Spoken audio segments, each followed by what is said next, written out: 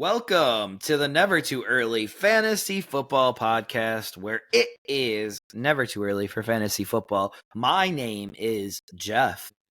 Alex. Happy holidays to everyone out there, and as always, thank you for downloading, listening, liking, and commenting on our podcast videos. Please join our community by subscribing to us on the socials. Our handle on all platforms is at N2E Fantasy.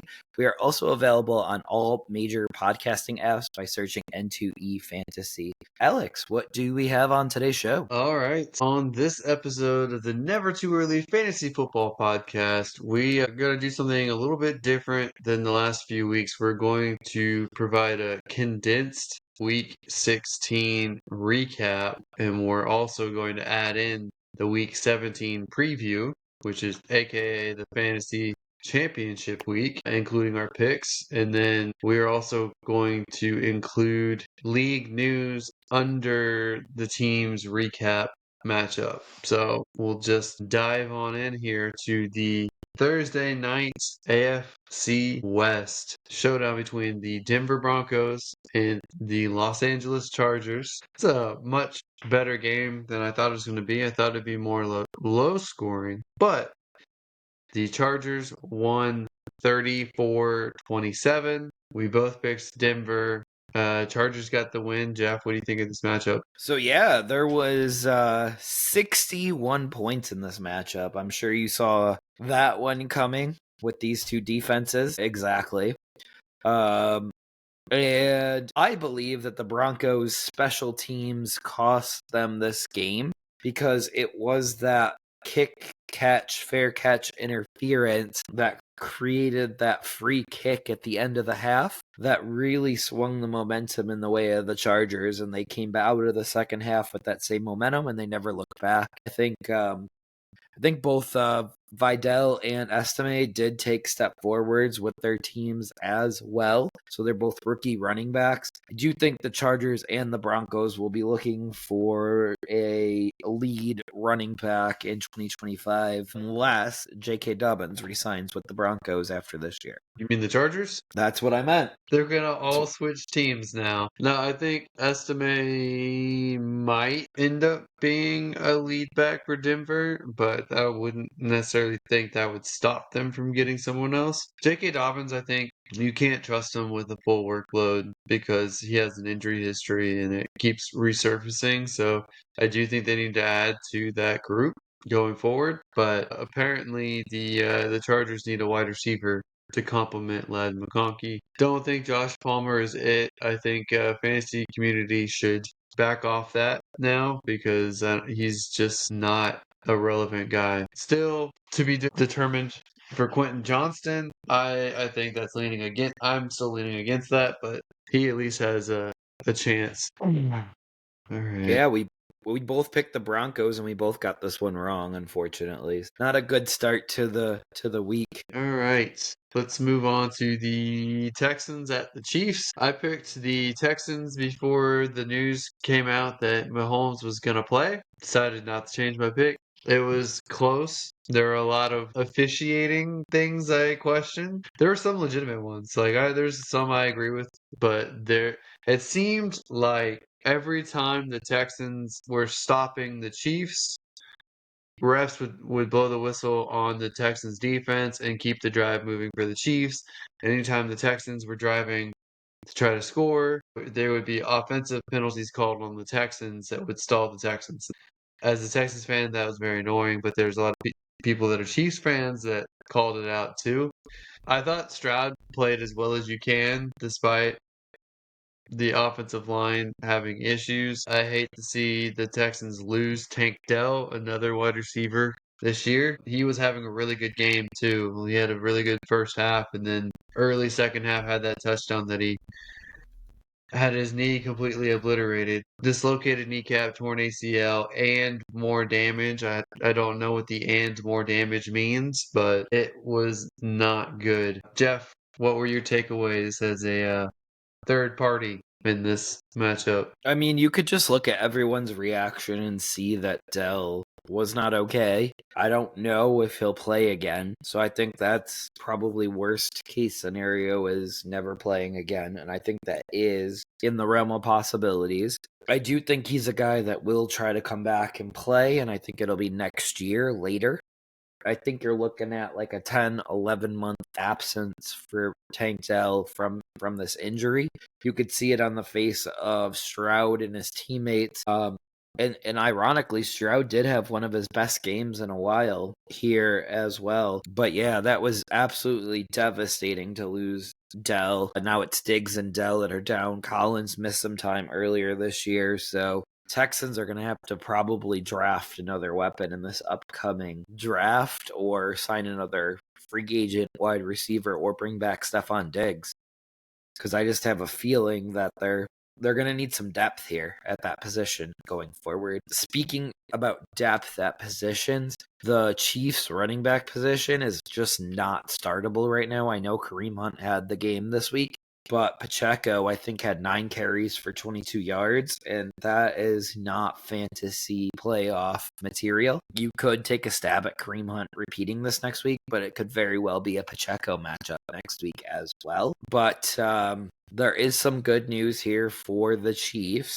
They did get Hollywood Brown off of IR this week, and they're expecting to ramp up his activity going forward. Yeah, I thought you were going to lead into the Chiefs having a really good wide receiver depth when you made that depth comment. So Oh, Xavier Worthy, Hollywood Brown now, DeAndre Hopkins, and then Juju Smith-Schuster, who's now is the afterthought behind all of those guys. They're really loaded. If Rice could come back at some point, I can't imagine how deadly those weapons would be. Obviously, the offensive tackle situation for the Chiefs is something that's holding them back. I did notice that Nico Collins was doubled throughout the game, and that only increased when Tank Dell went down. So without spreading out the defense, it's going to be really tough for the Texans. So basically, teams are going to load up in the box to stop the run and then have the coverage shifted towards just Nico Collins. So Dalton Schultz might be someone to target if you don't already have him. absolutely. And going back to your penalty discussion here, was just looking that up here. The Texans were penalized 6 times for 45 yards and the Chiefs 2 times for 20 yards. So there was 8 total penalties in this matchup. So nothing crazy. All of the Texans, at least half of the Texans' penalties, maybe 4 of them, I think were on one drive where they were going down the field and about to score, it seemed like. And then they got all of these penalties throughout there, and it completely derailed it. So the Chiefs in this matchup, you picked the Texans, I picked the Chiefs. We know who won the matchup. Chiefs won 27-19. But the Chiefs weren't the only team to get wide receiver depth coming to them this week. The Ravens, which we're going to hop over to the Ravens at the Steelers here in a second, the Ravens released Deontay Johnson, and he was claimed on Monday by the Houston Texans. So now the Houston Texans have Deontay Johnson to be opposite Nico Collins. Alex, how are you feeling about that? The Texans also waived Sims, their return man, who also plays wide receiver, and the Ravens signed him. So they kind of like swapped wide receivers. Deontay A rare Johnson's obviously post-deadline still, trade. yeah, there you go. Deontay Johnson obviously is a decent talent, and he has a good chance to be a focal point of this offense if he can behave himself and if they can get him up to speed quickly. This is also his 4th team in 12 months, so there's a reason why he keeps getting passed around like that, and I just hope that he can be the highest scoring player that he used to be. So we'll see how it works out. I think it's a desperation move, but he does get to play for a playoff team now. He just would have been better suited if he just stuck with the Ravens or made the Panthers cut him. I don't know. Yeah, I still think this will work out for both parties. Also, the Chargers put in a claim on him as well. So, kind of ironic. That's the first 2 games that we went over were the Chargers and the Texans games, and they both put in a little claim. And not only that, but it's Harbaugh to Harbaugh. So Yeah, I wonder if John was throwing Jim a bone. maybe, but I think that maybe Jim is a little bit better of a motivator than John is. I don't know. Absolutely. But in this matchup, the Ravens doubled up the Steelers 34-17. Eric Henry took over this game. Alex, are we concerned about Derrick Henry's workload on Wednesday this week, 5 short days later, in a fantasy championship match? Not really, because I think that he'll be able to run over the Texans defense in crucial moments, and I think that they're going to mix in other running backs as well to keep him fresh. I think he'll get goal line carries, and he'll probably be just fine this week. Yeah, I could use a few touchdowns from him in a few leagues, so yeah. In both of I my think it'll sleeper happen. leagues, I have him. I think he'll probably get two, is my guess. Absolutely against the Texans. Yep. We will see. But He has a history of running over the Texans. okay, I like where this is going, but he's a little bit older. He had a renaissance of a year too this year, so I'm sure he'll go in the first round of fantasy drafts next year. But better days ahead for Pittsburgh, as they will be getting Pickens back on Wednesday against the Chiefs. So I think that not having the number one wide receiver and having so shallow depth at wide receiver, other than like Mike Williams, who doesn't have the full playbook and isn't, who knows how well he's running after his torn ACL last year, because he only had 3 targets and 3 grabs this last week. But we both picked Baltimore, and Baltimore did win this matchup. Anything else you'd like to add, Alex? No, we can just continue to power through this. All right. So the next matchup is sadly the Cardinals at the Panthers. The Panthers did win this matchup 36-30 OT. And I say sadly because tongue in cheek, because yeah, I am one of those people that do root for the better draft pick, because I do love the NFL draft very much in April, and if you can't win a Super Bowl, you might as well win the NFL draft. So that's kind of my outlook there. But they still figured a pick in the top 7 overall. Not really that worried. But in this matchup, Chuba Hubbard carried the Panthers to a win. I think he had over 30 carries in this game. And he actually had the walk-off game-winning touchdown as well. And James Conner looked great in this matchup as well until a knee injury took him out, which we do not have very many details on just yet. So hopefully it's not too serious. Oh yeah, we'll see about that. But he's been remarkably healthy for most of the season, which has been a knock on him for a while. But I think he's top 6 running back this year, top 8. He's had a much better season than I would have given credit for. Yeah, And he's he was, currently running back 12 in uh, half point PPR. But still, well, that's much better than I would have had him. yeah, and he was the entire focal point of this game. I mean, he has almost 1,100 yards and 8 touchdowns on the ground, and he added 410 receiving yards off of 45 receptions and a receiving touchdown. So, not bad for him. He might be putting up the best numbers in his career, and he is, I want to say, like 28. Yeah, right around there. But he did sign an extension earlier this year, so we hope that the injury is not too serious from that perspective as well. Well, they brought back Michael Carter, He's and been on practice squad all year. he uh he Had did a not fumble. look good. Benson was out this one, so hopefully Benson can come back and fill in if Connor misses any time. But it seems like Connor might be fine. We'll see. Yeah, that's not really super helpful for us to have Benson out while Connor is out, because we would like to see what Trey Benson is. Yeah, I agree with that. I think I have him in like 2 leagues in Dynasty, and I would like to see, but I also have Brooks, and Brooks is out for another Toast. season. Yeah. Yeah, but we both picked the Cardinals. We both got it wrong, so that is kind of sad that we both did that.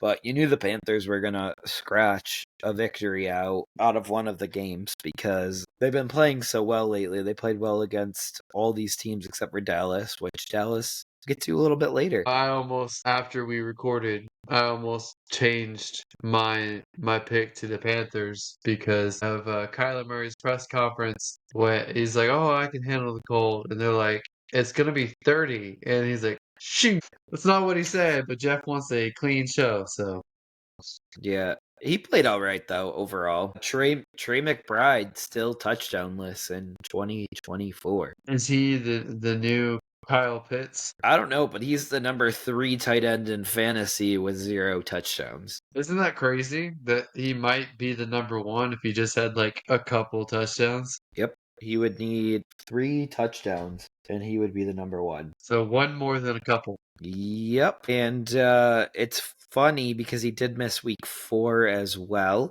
I know Kittle missed two weeks. So and Kittle's sandwiched between him and Brock Bowers.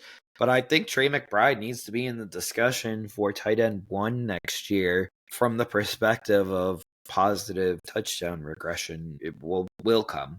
Like there's no shot that he has 90 catches and 0 touchdowns again next year. Oh, Jeff, you don't think that like Johnny Smith should be in the conversation for tight end 1? No, not tight end 1, but he'll be in the conversation. Did he sign a multi-year deal or a 1-year deal with Miami?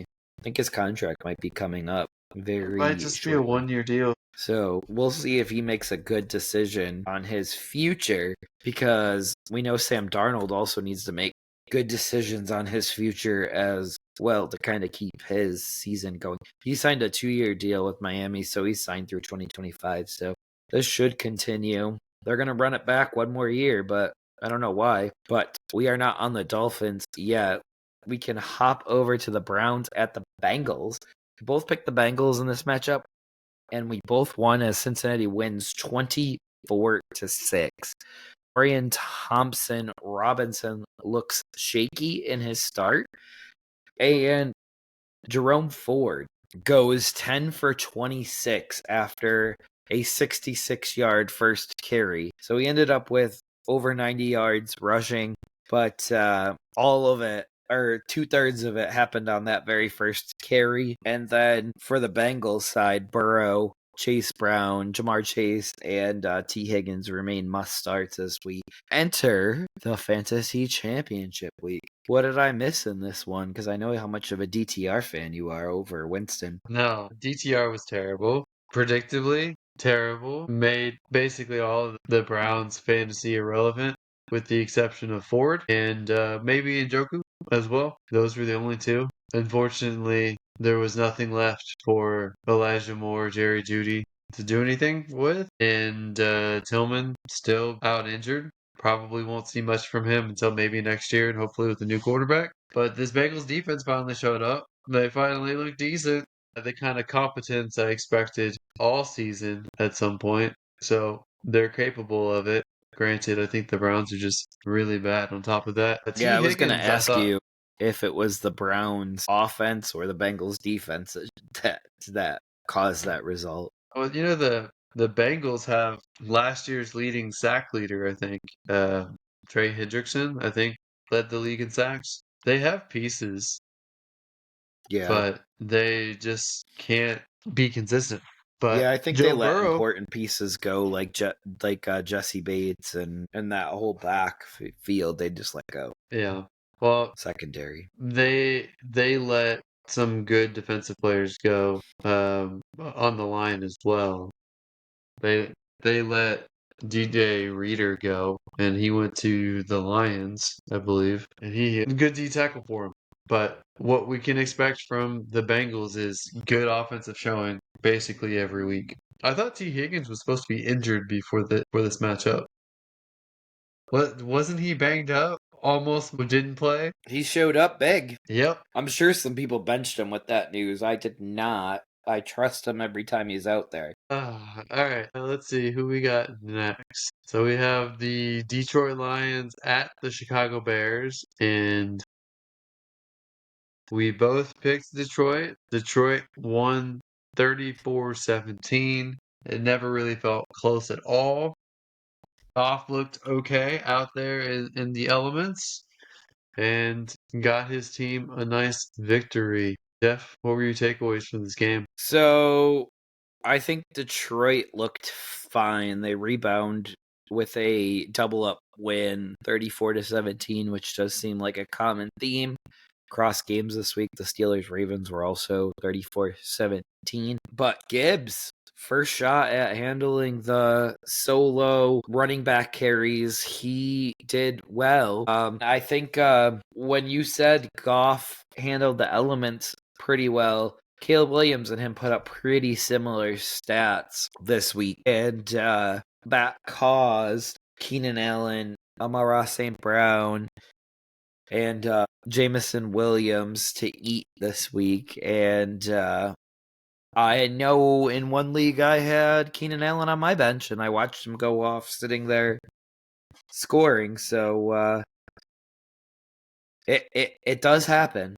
But we both picked Detroit, and we both won this matchup. So Goff got his 336 yards off of 23 completions and only 32 attempts compared to Caleb Williams, who had 26 completions off of 40 attempts and one less touchdown. He also lost a fumble. So 100% comparable. The Bears were playing catch up in the second half. They did not look good in the first half at all. So that's more garbage time stats for Caleb Williams. I was disappointed in DeAndre Swift, although I stayed away from him this year because I didn't trust it fully. Jahmyr Gibbs is someone I drafted pretty high, and I'm glad that it's working out, especially in this crucial crunch time at the end of the year. And I was very big on Jamison Williams, as you know. Feels like some really good vindication, getting 143 yards and a touchdown. I think this is the most yards he's gotten in his career thus far, so I'm happy for him. I feel like Amon-Ra St. Brown is just quietly putting up a top 3 season at the wide receiver position despite like a slow start at the beginning of the year. And He's number 2. Number 2. It's weird because it doesn't seem like he should be number 2, but he is. Don't get me Number wrong. 2. Don't get me wrong. I liked him a lot going into the draft, but it doesn't feel like he's had the season that he's actually statistically putting up, if that makes sense. Hey, he's sandwiched right between Jamar Chase and Justin Jefferson. And CeeDee Lamb's number 4. So you know how we talked very early on about Lamb, Jefferson, Chase, and Brown at number 1 overall, or those 4 receivers were kind of grouped together. It's funny that they're finishing that way also. Yep, not Ty But Hill, Jamar though. Chase is having the best year by far. Oh yeah, well, it's been fueled by 2 or 3 ginormous games. He has that boomer bust really does help. He usually has a pretty safe floor too. But Lions are still performing at a high level despite half their team being injured right now. Yeah, I wonder how long they can keep it up, but the Bears obviously isn't that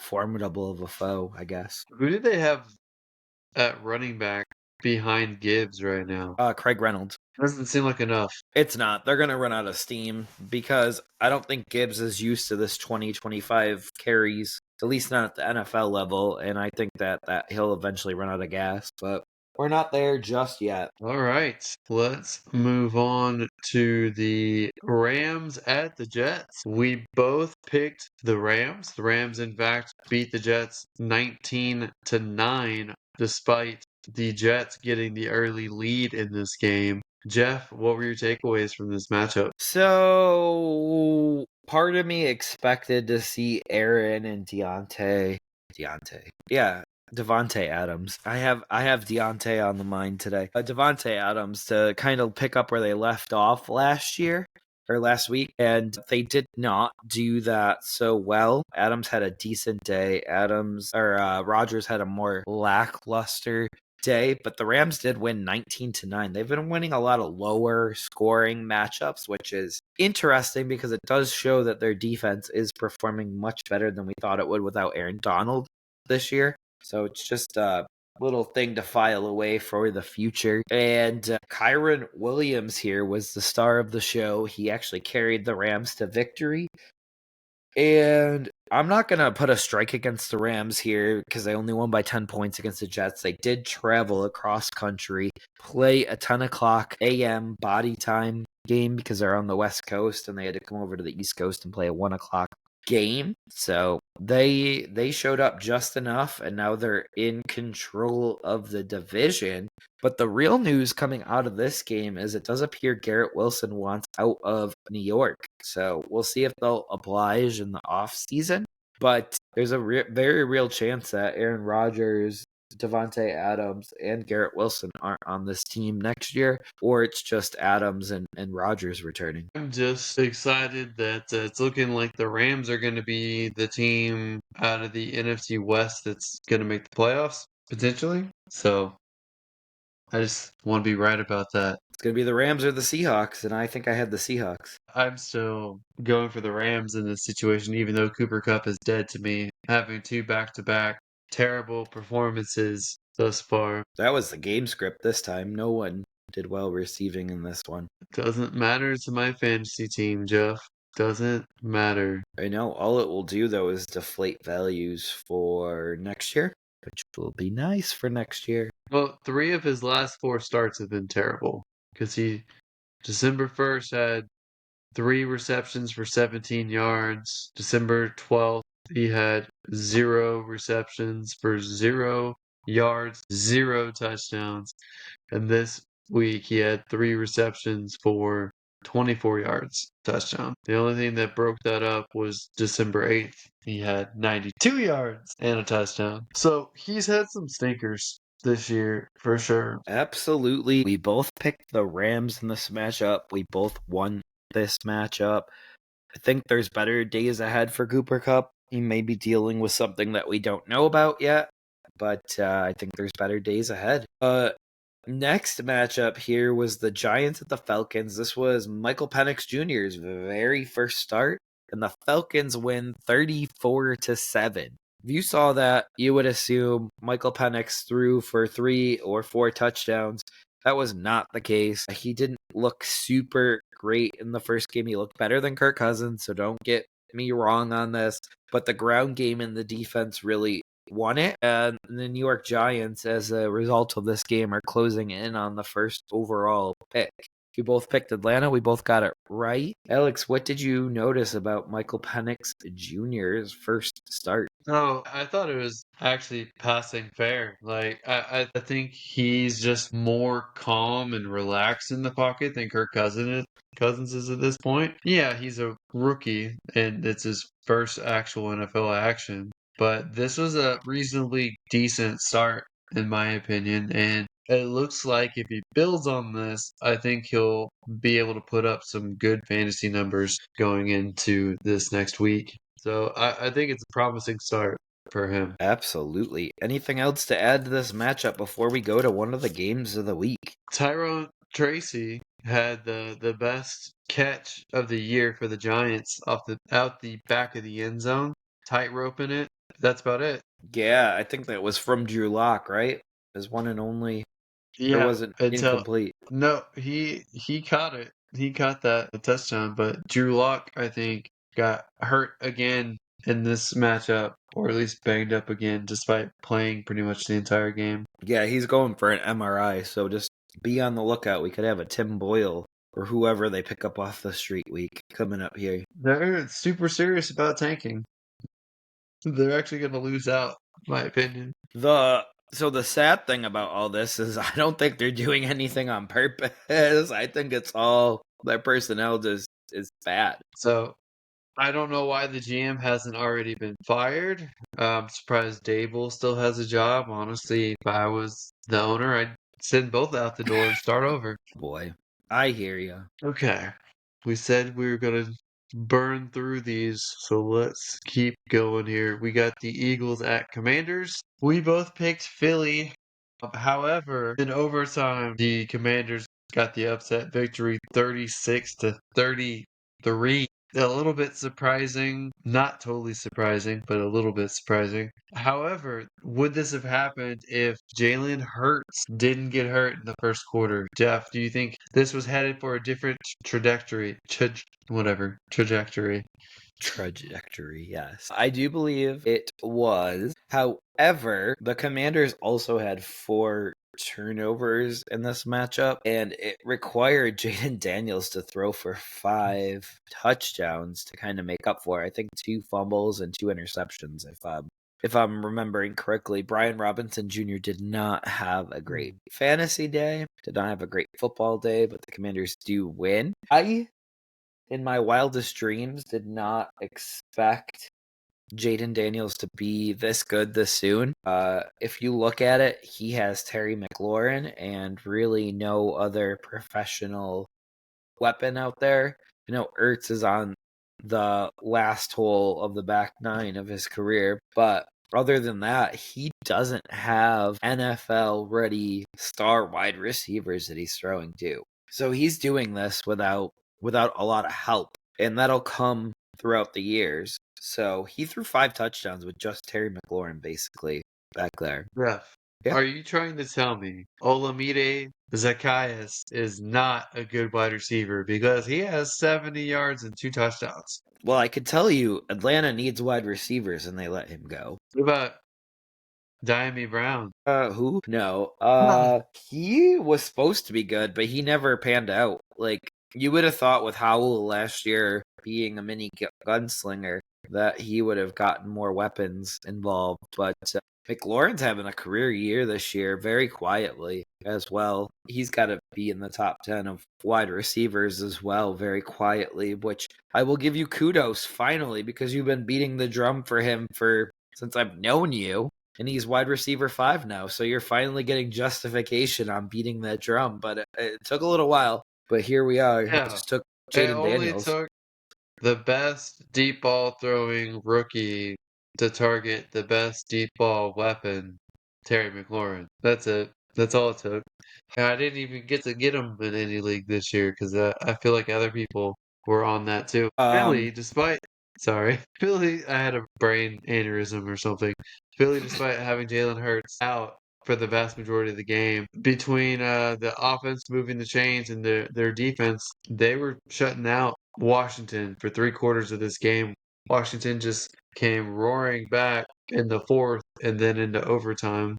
So what was interesting to me that Washington's run game was pretty much shut down. Brian Robinson, Chris Rodriguez, Jeremy Nichols got nothing. Everything was just Jaden Daniels running off of pass plays. Whereas Saquon Barkley kind of took over the game for Philly and really made up for Jalen Hurts being out. AJ Brown finally had a good game. He might like playing with Kenny Pickett more at this point than Jalen Hurts, but this was Where a did this Kenny surprisingly. Pickett come from, though? What now? Where did this gunslinging Kenny Pickett come from? Because he was gun shy, and that was the reason why he got shipped out of Pittsburgh. Well, he had a lot of time to work out in the gym. But you mentioned they rode Barkley. Barkley needs 268 yards in his last 2 games to get the NFL record. Pretty crazy.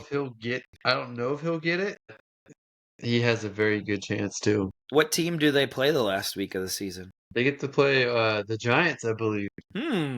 Barkley might want to set the record against his former team. It kind of cuts both ways. Like, yes, he could, but at the same time, if he gets hurt doing something like that and they are one and done in the playoffs, that's not great. I think at this point, I don't think the Eagles are going to win the Super Bowl. That's just my opinion right now. Because the That could Lions change are. over time. But if I was Barkley, I would rather have my name etched in history than win a Super Bowl. So I think it'd be worth the risk and the reward. He'll tear an ACL at 267 yards, and he'll go out and crawl for the last yard. Put him at quarterback and let him do the Wildcat. tush push. Yep. All right. I bet you they would too. Can't tear an already torn ACL, so what more injury could happen? Yeah, and you don't have to worry about your push as much as the person behind you too. Didn't Philip Rivers tear his ACL and play the next week? Yeah, that's quarterback. It's a little bit different, but yeah.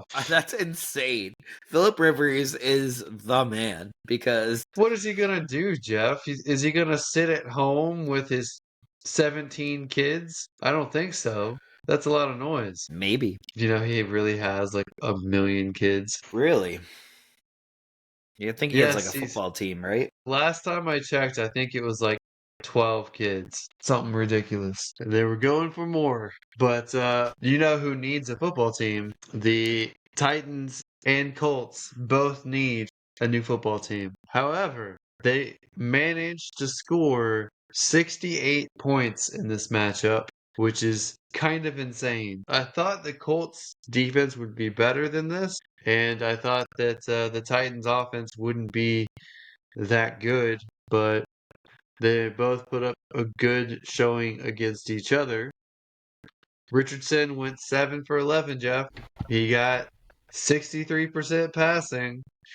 Granted, it was on just 11 passes, but still, he got the 60 something percent. So, just give him a little bit of credit in this one. What did you what were you wow, what were your takeaways in this matchup, Jeff? He went 7 for 11. He's always open, 7-11. Yep, that's right. Um, but Jonathan Taylor looked much better in this game. He held onto the ball. He ran the ball back to the sidelines exactly like I said he should. And yeah, he did just enough to hold on to a win, but the Titans did surge late. How worried were you that the Titans were going to come back and win this game? They already scored 30 points, so I was kind of pissed that they ruined my playoff defense a little bit. Yeah, they were 38-7, I believe, at one point. And they came back, it was 38-30. But I believe the result of this game's different if Rudolph can learn how to cut down on his mistakes. But neither one of these teams appear to be going to the playoffs. I think the Colts are still alive, but they have to win out and have a couple other things happen. And Do you do you feel like Rudolph was an improvement over Levis? Because I don't. no, but do I think Rudolph is a long-term solution? No, either. So I know you don't think Richardson is either, but Richardson has shown more than either of the Tennessee quarterbacks at this point. What that means, I don't know, but it is more than that at least. All right. Anything else to add to this one? nothing from me. We both picked Indy. We both got him right. So that's a good thing. Good deal. Okay. We have the Minnesota at Seattle Seahawks game, and we both picked Minnesota. Minnesota did, in fact, win on the road 27. This put a big damper on the Seattle Seahawks' chances at making the playoffs, Jeff. Well, they don't control their own destiny anymore, so that there is that. They had a very formidable foe come in to their usually great home field advantage, but the Vikings did win this matchup. Darnold stayed on fire, 3 touchdowns total, 2 to Jefferson, which is great for a fantasy playoff game, in my opinion, because I own Jefferson across a few boards here. But over to the Seahawks side of the ball here, I think Geno Smith's interceptions were the difference in this game. I know we just talked about that with Rudolph in the Titans and Colts game. And then also, I believe the Seahawks have a new wide receiver one, and I believe it's JSN. I believe he's finally ascended to that top wide receiver spot. That's what most people believe and seems to be the case. I don't know why they won't really get Metcalf involved. I understand why they don't with Lockett. He's aging out at this point. I could see them parting ways with him and letting him move on to a new team in the offseason. I'm kind of frustrated with the running back situation with Seattle. I don't know what they're doing there. I don't feel like they're using either back appropriately or enough. They should be doing what Atlanta did with their running backs, with Bijan Robinson and Tyler Algier. They should be running 30 plus times a game and leaning on that and then shooting the ball to DK Metcalf and Jackson Smith and Jigba. They should be open. But instead, they're making Geno Smith throw the ball 43 times, and that's going to lose them the game every time they do that. Absolutely. I saw Kenny McIntosh even had a few carries, so we're at that point in the season for the Seahawks. Yeah, I'm sick of it and changing offensive coordinators from last year. Our head coach and offensive coordinator, sorry, from last year doesn't seem to fix the running back situation or the receiver situation. Indeed. Anything else on this matchup? We both picked Minnesota. We both got it right. Justin Jefferson rules the day again. That's about it. Woot woot. We like to hear that. But the Jaguars at the Raiders is our next matchup. We didn't love this matchup. You picked Jacksonville. I picked the Raiders. The Raiders did win this matchup 19-14. O'Connell returns and wins, I should say. Bigsby versus ETN for the Jaguars is going to be a very interesting conversation for 2025. They're both on the roster as of right now. ETN has his 5th-year option year, and Bigsby, I believe, is entering his 3rd year on his 4-year deal. Who are you going to be taking between Bigsby and ETN in 2025, or neither? I'm going to take whoever's being drafted lower. That's fair. That's what I did. That's what I did with Pollard and Spears this year. But Spears finally came on late. So another question, since this is more of a 2025 game, because both of these teams are eliminated. They're both in contention for the number 1 overall pick. They're both going to most definitely get top 5 picks. Where would you draft Brock Bowers and Brian Thomas Jr. in 2025 redrafts? Are they 2nd rounders? Are they 3rd rounders? Is one a 3rd rounder and one a 5th rounder? What's your gut tell you on both of these players? Would you want either of them on your team next year? Brock Bowers 101. All right. You heard it here first. No. It's tough, man. It really depends on the offseason situation for these teams. I do think that Brian Thomas Jr., I would say 3rd round going into next year is what I think the value will be, like right at the 2-3 turn. I feel most comfortable taking him in the 4th, but I don't think he's going to go that low. Brock Bowers, I think, will probably be the 3-4 turn. But then, Sam Laporta got taken like the 2nd round after his rookie year, so I could see that happening too. It's just the Raiders, we don't know what the quarterback's going to be. Sam Laporta had a better quarterback in consistency and a good coordinator.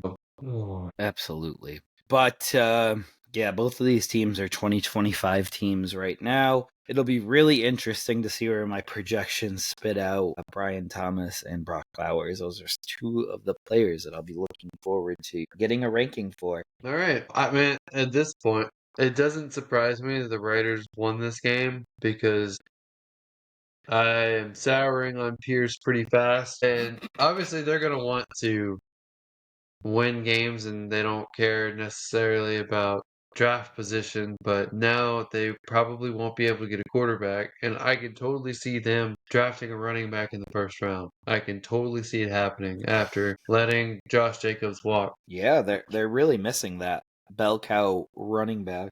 Be interesting to see who the Jags take. They'll probably take either offensive or defensive line. I think for me, the Jags are either taking offensive line or a corner. Right. All right.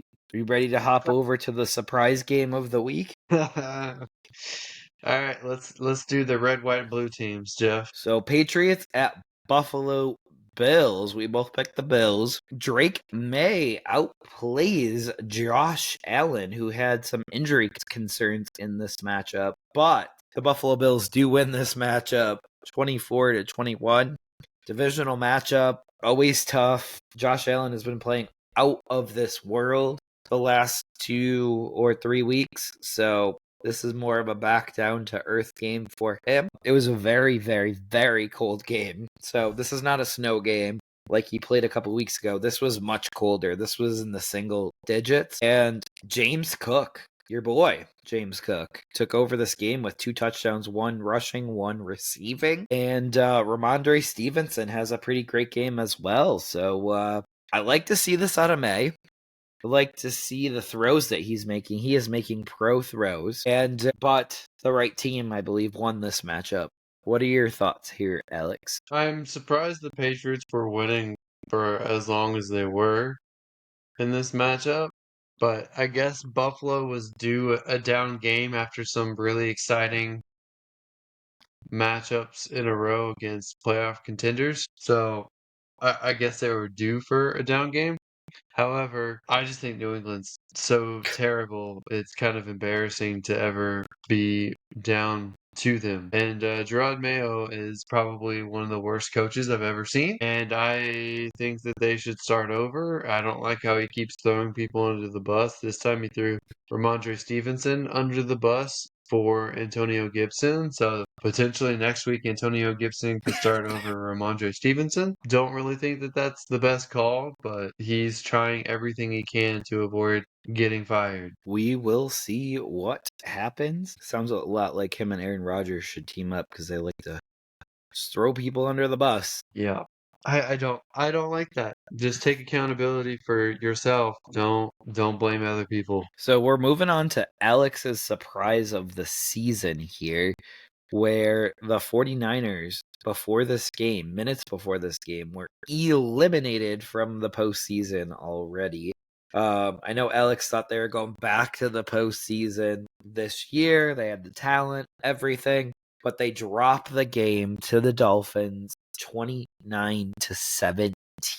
And that's all while Deebo Samuel and Brock Purdy had their best games in a while. But the 49ers run game was bad overall because the top 4 running backs that they have are out either on IR or out for this week. So we're on to the 5th and 6th running back that they're using currently. And speaking of running backs on the Dolphins side of the house, I really need to mention this. Devon Achane is playing his way into 2025 first round consideration right now because he is playing out of his mind, both on the ground and through the air, which makes a running back uber valuable when they can do both of those. Can he stay healthy, though?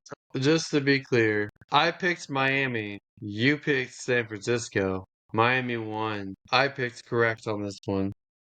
I was glossing over that.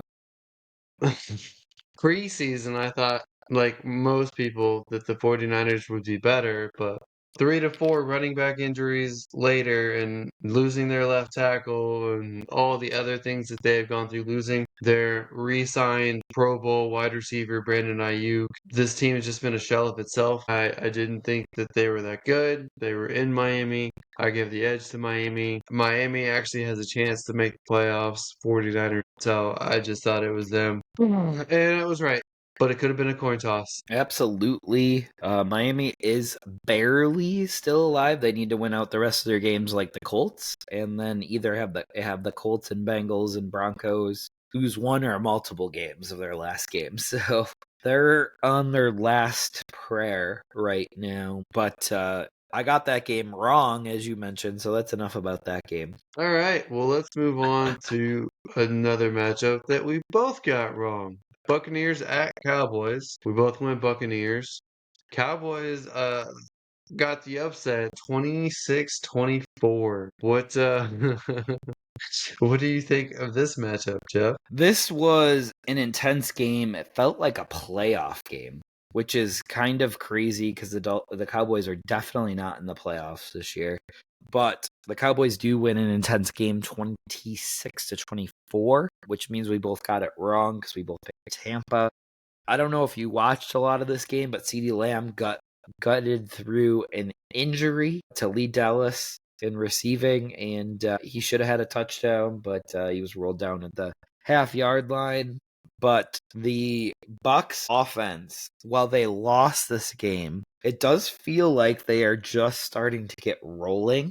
So that means Baker, Bucky Irving, Rashad White, Mike Evans, and McMillan, they're all starting to take shape and focus right now. They're going to be a hard team to beat in the playoffs because I think their defense is just good enough. And I think they have just enough offensive weapons to kind of hang with any team. So I think right now that the Falcons are in the driver's seat for that last playoff position. And I believe that every single playoff team hopes that it stays that way. I don't know why the Buccaneers exactly lost this game, but I do know that they stopped giving the ball to Bucky Irving with 9 minutes left, and I think that they could have ran the ball and controlled the ball a little bit more. I think he's the most dynamic back that they have. They could have leaned on him and White a little bit more. I wish that Evans got a little bit better, but for whatever reason, Cowboys decided to show up to play, especially on the defensive side. I thought they did a very good job getting Baker out of the pocket and chasing him down.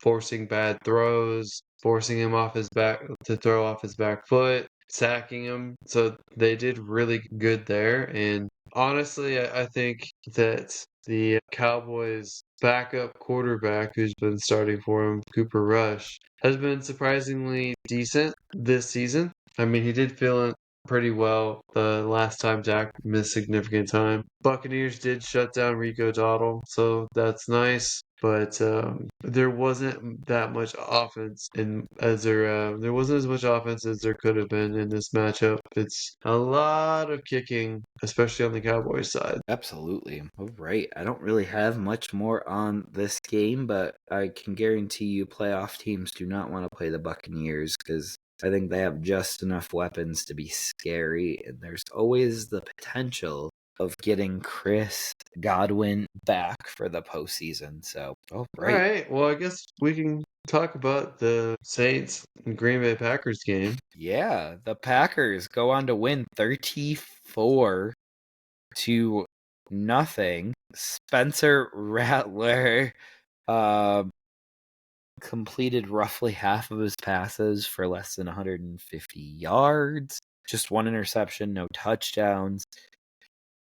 Kendra Miller, less than 2 yards per carry, which I know you've been beating the drum for Kendra Miller.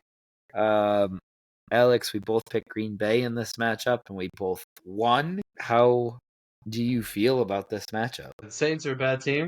The interim coach is bad. Offensive line is bad. Spencer Rattler has not looked good in this game at all. They can't even score once, which I really need them to. But if they don't score, that's fine. That's fine. Yeah, it's been a brutal game, and it's not really watchable. So, wish that they picked a different Monday night game. But Me hey, at least too. Josh Jacobs isn't running the ball anymore. I know. He only played in the first half, and he had over 100 yards and a touchdown in the first half, including 4 catches. I believe the last catch happened in the beginning of the second half.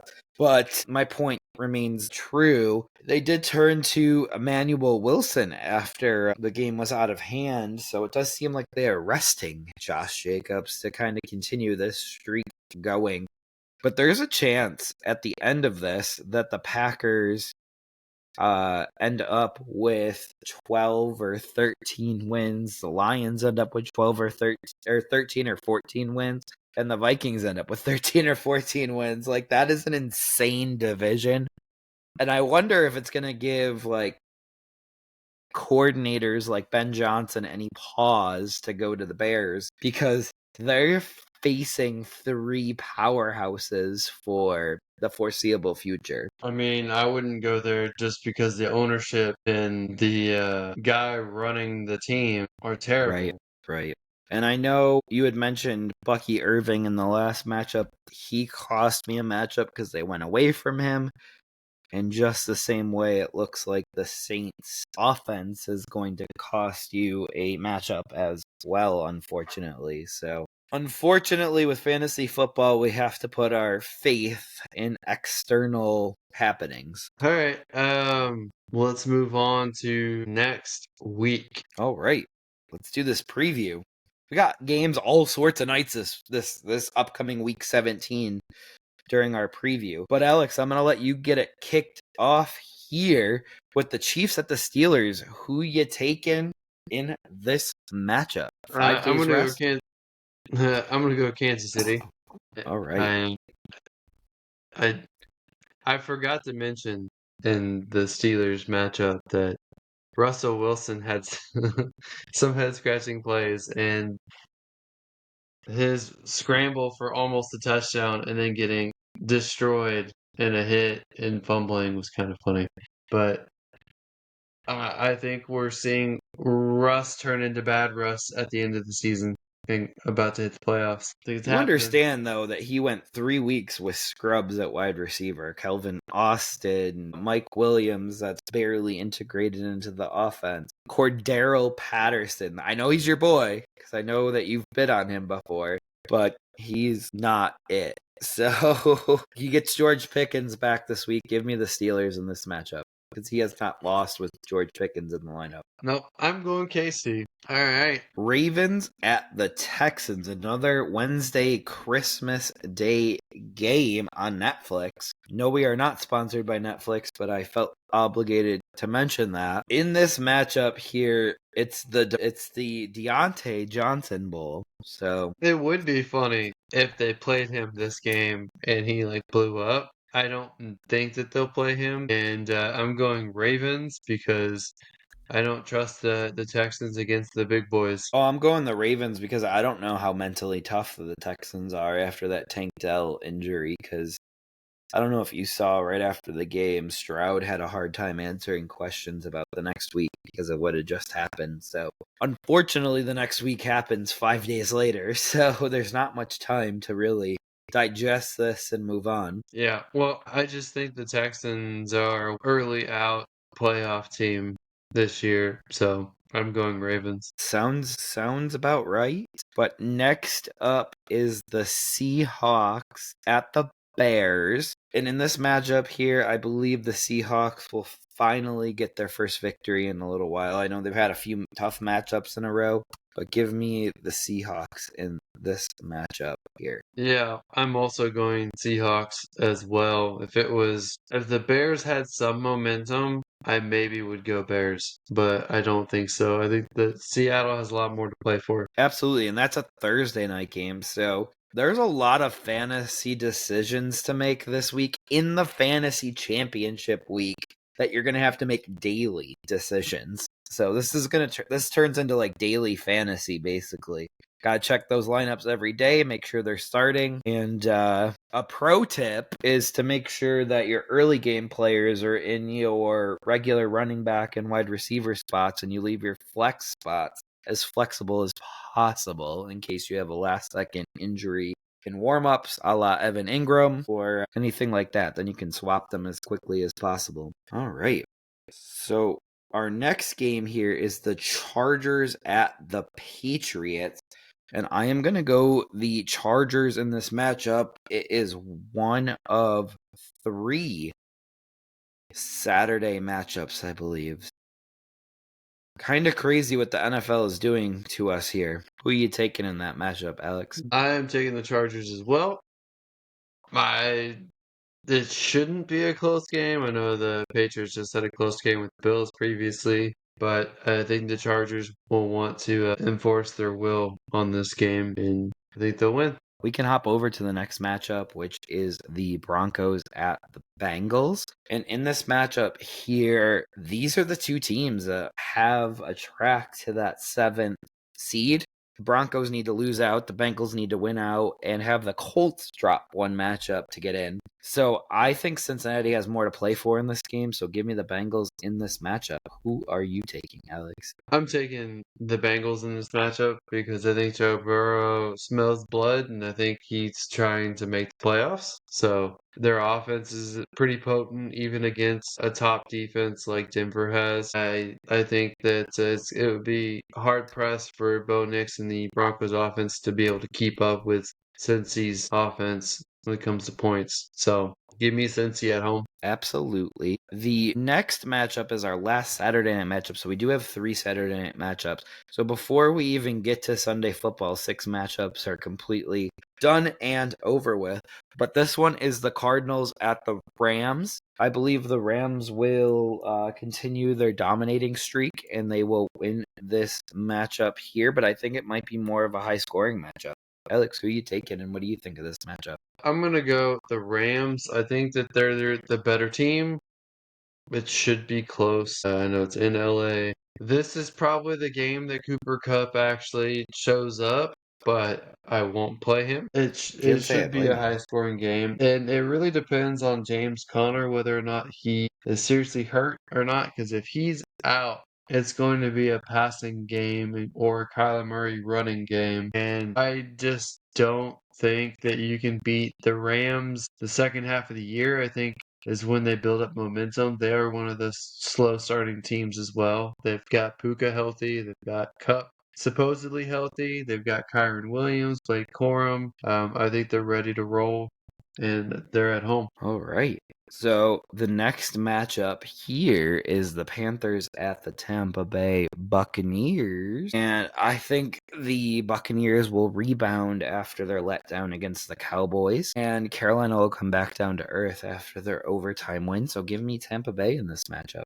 Alex, how about you? It's tough, but I'm going Tampa Bay. I was very tempted to go Panthers, but I think Tampa Bay, they now have to win because they just ceded the division lead to Atlanta by losing against the Cowboys. So the imperative is on them to actually squeak out another victory. Yeah, for sure. But I see Tampa playing very angry in this matchup.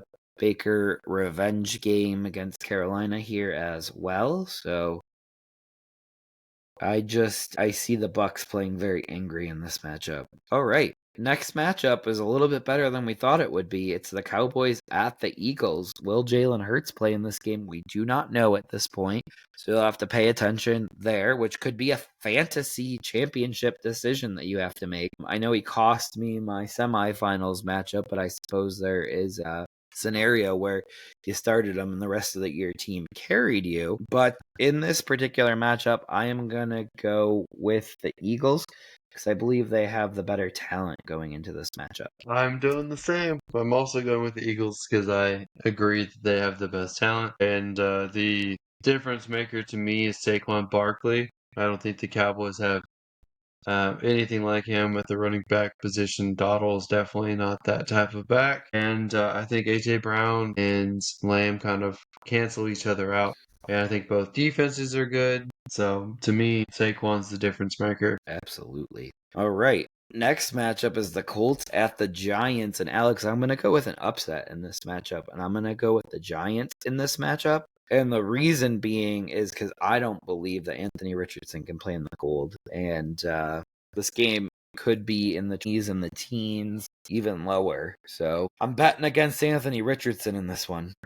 Jeff, you don't think he can play anywhere. So That's true. why would the cold matter at all? Like, I don't think That's it'll be true. any different. And I think the Giants are wanting to lose because they need to get a quarterback. So give me the Colts in this one. They'll just hand it off to Jonathan Taylor, and he'll just run over the Giants defense. Anthony Richardson actually getting more involved as a rusher. I think both of those are big factors. He'll probably throw 7 passes the entire game. 7 for 11.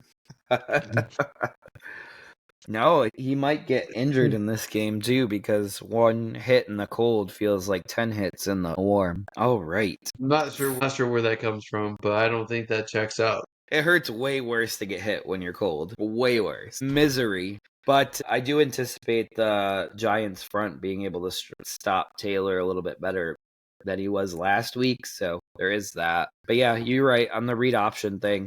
But you have to watch out for Richardson and his potential for taking hits. And if he's going to run more, that means more hits that he'll be taking. All right, we can hop over to the Raiders at the Saints. And the Saints were the first team shut out in the season in week 16. I believe that they were embarrassed on national television, and I believe that that they will rebound this week. But overall, I believe the Raiders are more healthy. They have more talent in Myers and Bowers alone. So give me the Raiders in this matchup. I agree. I'm also going Raiders in this matchup, and I think Pierce is trying to keep his job. I think everyone there is trying to keep his job. It's gone. He might I kiss it goodbye. I don't know. I don't think anyone on that organization is smart other than taking and drafting Powers. Probably the smartest decision anyone's made on that team in like 7 years. But Saints are just miserable, and this absolutely could flip, maybe, but I feel like you have to go with the momentum, and the momentum's with the Raiders. Yeah, absolutely. And the Raiders are a fantasy defense that if you're out there, wouldn't hurt to start them next week. All right. We got the Bills hosting the New York Jets. So Aaron Rodgers goes to Buffalo. I'm going to take the Bills in this matchup. I don't foresee the Bills losing until they are eliminated from the number 1 seed. And that could come as early as this week if Kansas City wins on Wednesday. So if Kansas City wins, which I did not pick them on Wednesday, then Buffalo may not have much to play for in this game. So that'll be an interesting scenario there. You also have to add in the fact that the Jets are playing their best when they're already eliminated. Yep. So I think this game will be closer than we think it'll be, but I still bet on Buffalo in Buffalo. It's really hard to bet against Josh Allen, so I'm taking Buffalo as well. Yeah, he's the MVP. Duh. He should be. He should be the MVP. He deserves at least one in his career, and I really hope this is the year that he gets it. Yeah. All right. Two of your favorite teams here, the Titans at the Jaguars. You bash them all the time. They met 2 weeks ago. The Jaguars beat the Titans. Alex, who are you taking in this matchup? I want to go the other way. I feel like it should be a 50-50 split. So I'm going to go Titans over Jags, and I really don't care who wins this one. It really means nothing to me. And honestly, I just, it's whatever. Yeah, absolutely. I'm gonna pick the Jags in this match just because they're hosting. They won 2 weeks ago. Mac Jones is playing just good enough. I don't believe in Mason Rudolph. I don't believe he's an upgrade from Levis. So I think the Titans are in the market for a quarterback this upcoming year, and they could be in the Sam Darnold market. Another team to look out for. I know we named the Colts. Titans could be another team in the Sam Darnold market. Raiders. But if I were advising Sam Darnold, I would say chase good offensive scheme versus cash, because cash will come after you master a good offensive scheme. Because look at what he does with Kevin O'Connell. He needs that type of coach to get it out of him right now, especially when he's in his mid-20s. I don't know. If he went to Tennessee, he could have Brian uh, Callen. Callahan, he could have Ridley. Westbrook and Keeney has one of the top 3 receiving touchdowns out of the wide receiver position this year, which is insane. They have a high first round pick at this point, so they can add to the offensive line or they can add another weapon. So no income tax, I think, in Tennessee, or maybe a small income tax. I can't remember. Nashville's also a very fun town, so that could be interesting. AFC South is a little bit easier than the NFC North. It's a dome too, right? Or no? I want to say it's outdoors, Me too. Now that I said that, yeah. but it's mostly good weather. So That is true. That is true. That was one of Aaron Rodgers' rumored places, but that never happened. Peyton Manning almost went there too. Yep. They'll eventually land one. Might just be Sam Darnold, who's finally playing like a number one overall pick, which is insane. 6 years later. Yeah. Baker, too, is kind of playing like a number one overall pick. So nice to see. Nice to see. Speaking of Baker, we have his former team, the Browns, hosting the Dolphins in a matchup. Dolphins are still in playoff contention. For that reason, I'm going to take the Dolphins in this matchup. And I expect DTR, as long as he's healthy enough, to get the start in this matchup, which maybe you start the Dolphins defense as well. So just another defense to throw out there. Absolutely. Should start the Dolphins defense, and I'm taking the Dolphins as well. Pretty much been consistent picking against the Browns all season, I feel like, anyway. Dolphins just hanging on to that hope that they could potentially make the playoffs. Browns, they are the worst team in the league, in my opinion, at this point. They just might not be lucky enough for the Giants to win. Yeah, It's I not don't gonna know about happen. the worst team, but they're pretty bad. You're right. Jerry Jeudy is your best wide receiver, and you paid him a big chunk of change. Terrible, terrible team. The Saints would argue with that right now with their current construction. You make a point. They Although won too many Saints, games early to even be in consideration for a top 8 pick. They won 5 games way too early, and then they stunk really badly. So good times. But the well, I Browns mean, could be in Olave, consideration. Olave got hurt early, and Olave seemed to make that Saints offense move as well as Taysom Hill Yeah. and Kamara. Yep. I All right. noticed that you're not mentioning Derek Carr in there, so I appreciate Now, that. Derek Carr is overrated. I'm not a Derek, fan of quarterbacks with the last name Carr. that's true. But Derek Carr played just well enough to make sure they couldn't draft his replacement. Oh, they thought they're being sneaky with Spencer Rattler, but he has not looked good. He looks rattled. Yeah, he looks Ah. rattlered.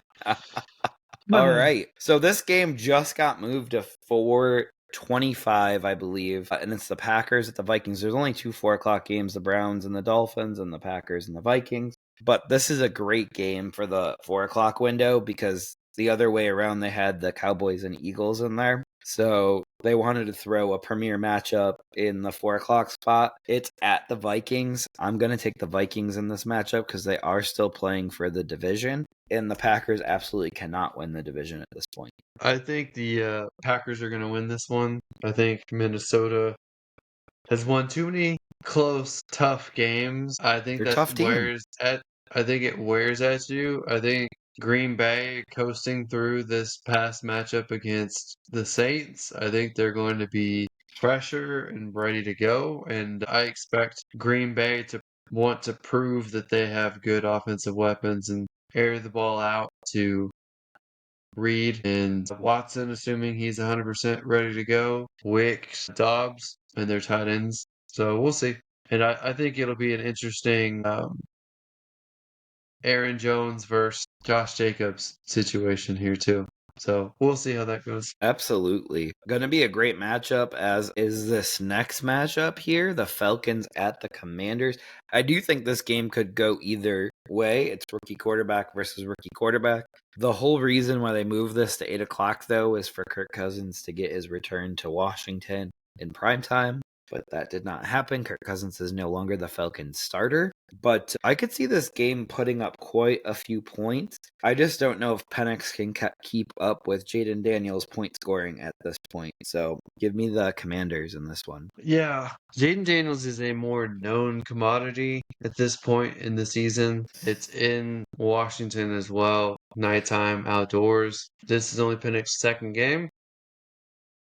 Now, I'm going Washington, but I can see a pathway for the Falcons to win, especially if Penix has a better game this week than he did this past week. I think that the Falcons have better weapons. I mean, they have better running backs, in my opinion. They have better wide receivers as a group. I do think Terry McLaurin is the best deep ball wide receiver in the league. And Jaden Daniels is the best deep ball thrower so far. This is going to come down to which defense can actually get crucial stops, in my opinion, and which team can play outdoors. Right now, Commanders are the only team that I think can do that. Falcons are too used to playing indoors. Absolutely. All right. We will see what happens with this matchup. I'm not impressed with Drake London. I'm not sure he plays this week. I haven't been impressed with Kyle Pitts at all this year. Bijan Robinson is that whole offense. I think he would be in consideration for Offensive Player of the Year if Jamar Chase and Saquon Barkley were not in the league. So, but I think he's the third place for that for me. Yeah, I wish I would have picked Saquon Barkley or even Derrick Henry over You would have never Bijan. picked Henry, though. You were down on him entering the season. Maybe that's what I wanted people to think so I could take him, snatch him. That's true. But Bijan Robinson is currently running back 5 right now. And he's putting up monster week after monster week. So he's behind Josh Jacobs, Jahmyr Gibbs, Derrick Henry, and Saquon Barkley. Josh Jacobs does not belong there. You will say that to your blue in the face, but he is playing like he belongs there. I don't think so. Like, he doesn't look that good to me when he's running, in my opinion. It looks His rough. form is It off. looks rough. He just he just wobbles in. Anyway, who are we picking? Lions at I am going to go the Lions in this matchup because after the 49ers found out they were eliminated last week, they look like they played with no heart. And sad to see. I know Kittle had a decent game. Debo had his best game in a while. But I still think the Lions have more firepower and more to play for. I agree. And I hope Dan Campbell has learned his lesson about aggressive play calling, Against the 49ers. but it doesn't really matter. So just be relatively conservative against the 49ers. They have nothing to play for. Don't go crazy, Dan Campbell.